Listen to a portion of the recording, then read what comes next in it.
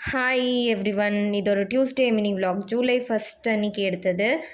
அன்றைக்கி வந்து கொஞ்சம் ஃபுல் டே வந்து பிஸியாகவே போயிட்டுருந்தது. அன்றைக்கி லன்ச் வந்து ஆஃப்டர்நூன் சாப்பிட்டுட்டு அதுக்கப்புறமா வந்து யூஷுவலாக போகிற மாதிரி கோவிலுக்கு கிளம்பியாச்சு. இன் பிட்வீனில் பிளான் அன்றைக்கி என்னென்னா, ஒரு 2 டேஸ்க்கு முன்னாடி ஃப்ரெண்டுக்கு பர்த்டே வந்தது.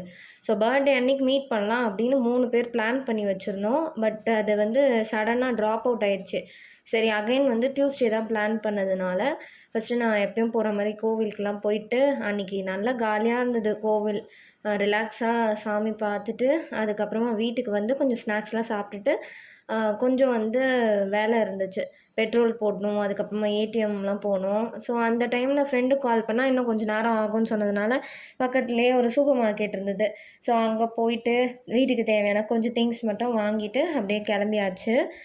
ஸோ எங்களுக்கு மீட்டிங் பாயிண்ட் அப்படின்னா, மோஸ்ட்லி எங்கே போகிறது அப்படின்னு தெரியலன்னா, பெரம்பூர் ஸ்ரீனிவாசா தான் போவோம்.